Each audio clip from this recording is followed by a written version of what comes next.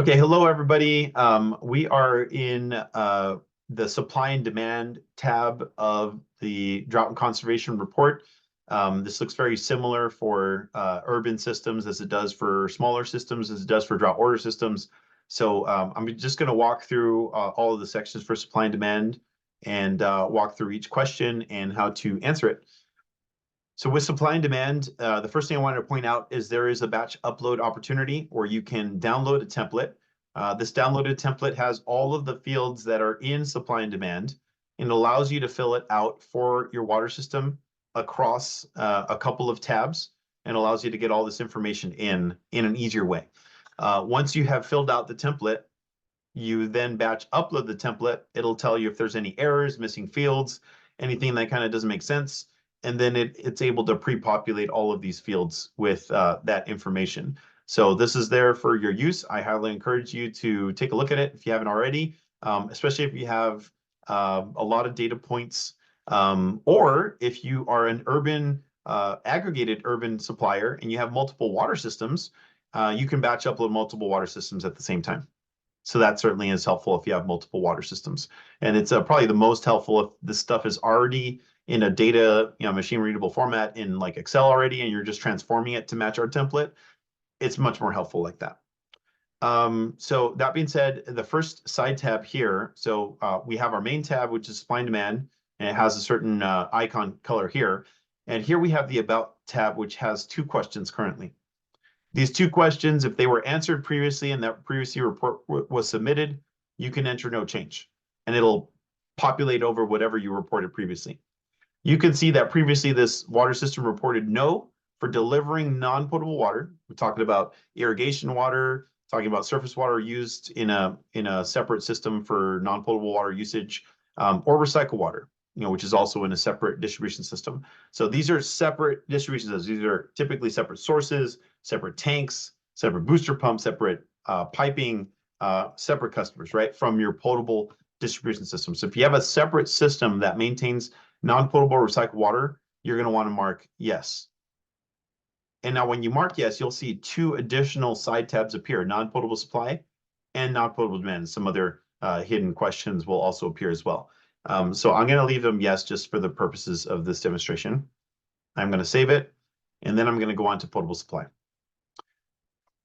So the good news about potable supply is that once you have filled out source reporting, the reason why source reporting is so important is that the amount produced in source reporting and the different types of sources that you have, whether it's groundwater or surface water, is going to be pulled over and put into under potable self-produced. It's pulled over automatically. So if you don't have, like this water system does not have groundwater, spring water, surface water, so they're not showing those water types here. But if they did have that, all of those volumes would then be ported over and shown under this, and the total potable self-produced would be calculated and displayed. So this is really a very simple tab. There's not a lot to enter in here because if you entered source reporting correctly, this will be entered for you. I did want to note that let's say you're used to seeing things in a certain amount of gallons or million gallons or acre feet or 100 cubic feet. You are now able to switch this. So like, let's say it's 28 million gallons. Instead of showing it in gallons, I can convert it over to million gallons. Maybe I'm used to seeing this way. This is meant for your error checking. This is so you can see like, oh, I'm used to reporting in acre feet. Yeah, that 88 looks about right according to the numbers I have for acre feet. So this is just there to help you, but it's important to note that in the backend database, we are not changing the data from being reported in gallons because we use that for a lot of comparisons, for a lot of other stuff. So baseline, everything's going to be in gallons, but visually we may display it as different units. Okay. So I mentioned that one. I mentioned the potable self-produced. Under every section of supply and demand, we're going to have a preliminary estimate. So very important to note, I have a help tip here. And the help tip says, if you mark no for preliminary estimate, you are confident that the values provided are true and accurate to the best of your knowledge. And if you say yes, you're saying that the data reflects estimated values and may not reflect actual values, and the system will be required to provide final and actual values to comply with annual reporting requirements. A water system can return to edit this report after submitting to update with accurate values. Now, the question is, let's say I don't have any source meters and I don't reliably know, or I don't record them on a monthly basis. First of all, there is a requirement that you record all source monthly production and you record them somewhere. And that is what we are asking for in this tab. So that is a regulatory requirement from our waterworks standards that requires you to collect source reporting volumes on a monthly basis. But if you don't have that and you're working on fixing that, hopefully, this will always be an estimate. So even though it's always an estimate, you don't have better numbers. You're never going to have better numbers. It's always going to be an estimate until you have a meter. So I do not want you to mark yes for preliminary estimate. I want you to mark no. And the reason being is if you have a yes for preliminary estimate, you will not be able to submit your annual report unless this is marked no. And so if that's the best estimate you have, you can note it right here in the potable supply comments that this is an estimate. It'll always be an estimate because we don't have a meter for X and Y source. Please do include that, and that is how we'll handle that field. Okay, moving on to potable externally sourced. We have consecutive connections that come in. We have hauled water that potentially comes in. This is pre-populated from, again, the previous tab, and it also pre-populates the water system that you are purchasing water from, and it's listed here. All the water systems that are already in our database as you having buying water from are listed here, and the consecutive connections are tabulated across all of these potential connections that you have. So individually, we might have them here individually. Here it's tabulated, and it shows all of the systems that you're connected to here. For the bottled water reliance, I want this to be pretty clear. This bottled water reliance is intended for very, very specific circumstances where you relied on bottled water as a source of potable supply during the reporting period. This is not intended like you had a picnic and you bought bottled water for them. This is like someone doesn't have water in their house, and because you didn't give them, they didn't have water, you gave them bottled water, and because your source ran out. Right? This is intended if you really like ran out of source, or you had to turn on a arsenic source because you were going to run out of water. Otherwise, you had to send untreated surface water into your system. Therefore, you had to give her bottled water. It's more intended for that. It's not intended for incidental uses of bottled water. It's reliance on bottled water as a source of potable supply. Why do I say that? Because if you relied on bottled water for source of supply, you're going to be flagged as a water outage system reporting on a weekly basis, and you don't want to do that accidentally, unless it's an actual situation. The same thing for hauled water. If you had entered a hauled water and you have a hauled water volume used, like let's say you found a missing source and you didn't necessarily get that entered into our database, but you created a new one that's a hauled water source, you'll also be on weekly monitoring. You don't want to do that accidentally. So if you have any of those two here, definitely be warned, okay? It'll tabulate the total externally potable source here and preliminary estimate here, as I mentioned above. And so the last one is just tabulating the total potable supply. Here's your total right here. And your preliminary estimate here is based off of your answers up here. So if I marked no for preliminary estimate for all of these, it's going to say no here.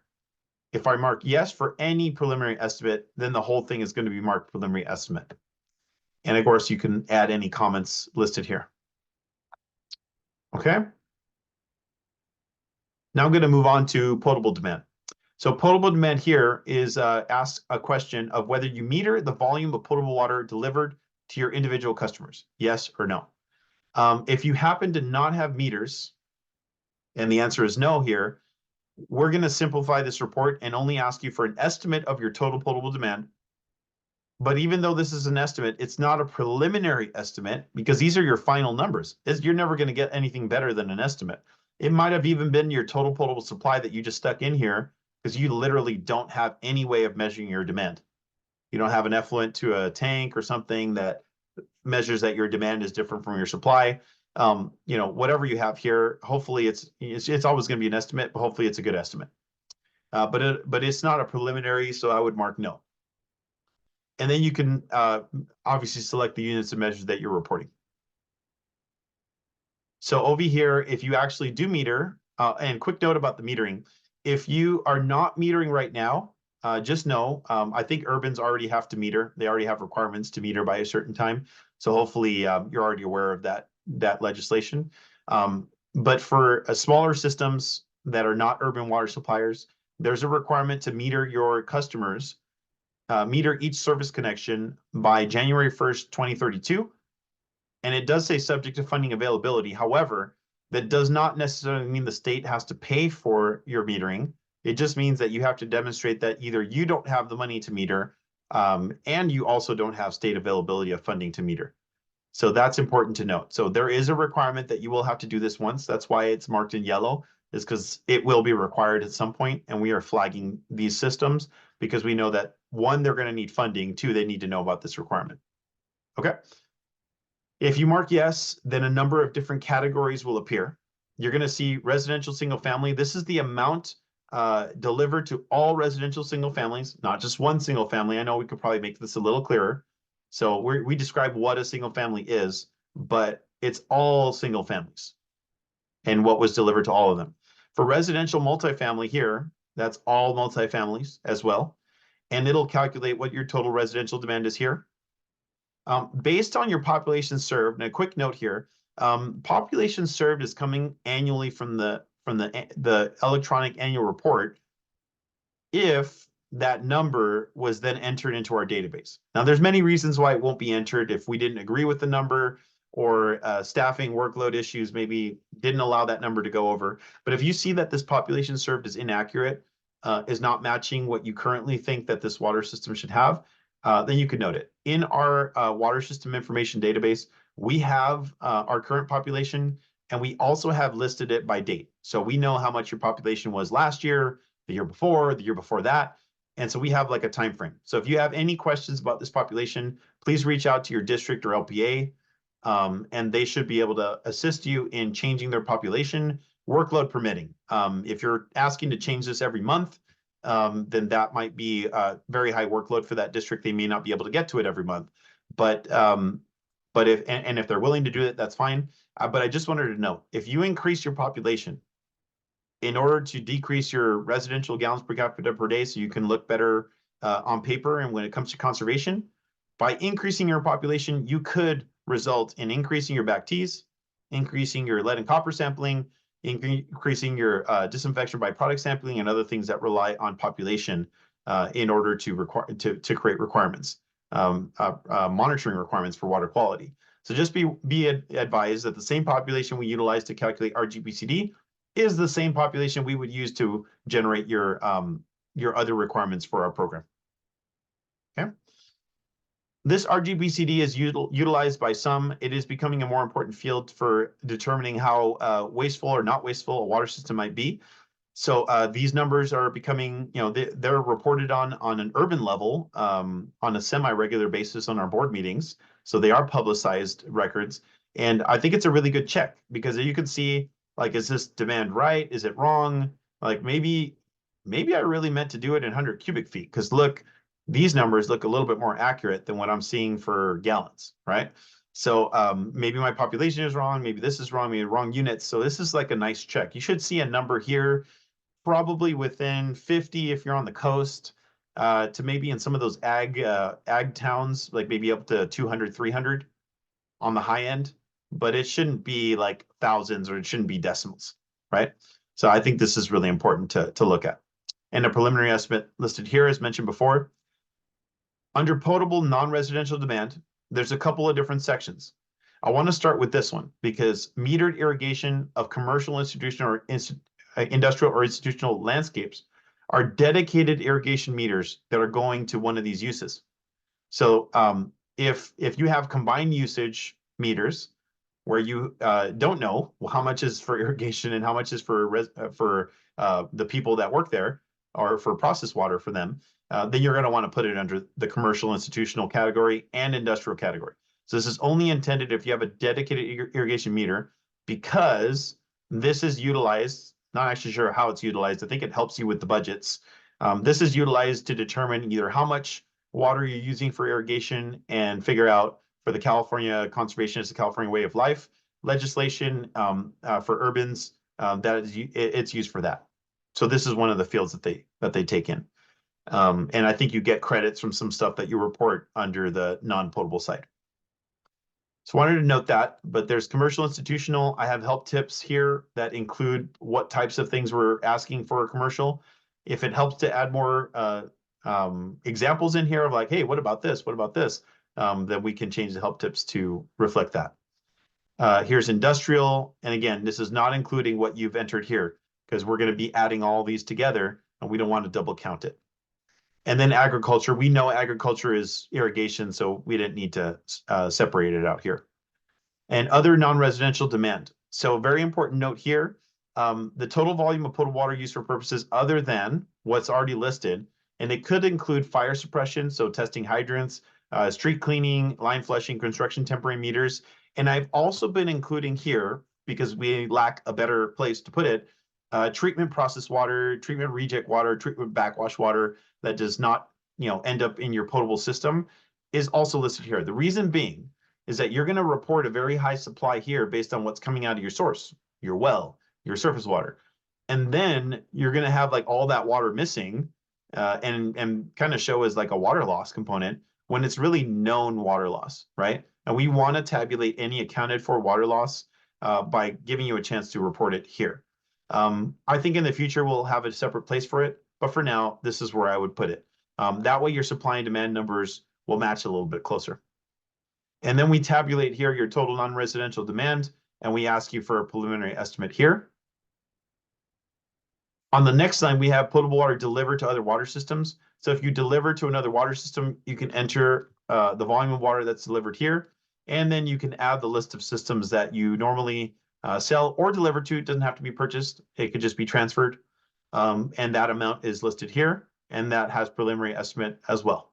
Hopefully this one's pretty clear. This only works if this is a water system. So like if you have like a raw water system that you're selling potable water to for like, and it's a water system, but it's not a regulated water system, state small water system, right? If it's not in our database, it's not going to show up here. I would rather classify that as like a commercial entity, or maybe it's an ag entity because it's a farm. I'd rather classify it as a service connection than a sold to other water system, unless it's an actual regulated public water system. And then this is tabulated from all of the totals, and this is preliminary estimate, same as before. If you marked yes for any preliminary estimate, it'll say yes here. If you mark no for all of them, it'll say no here. And potable demand comments down here.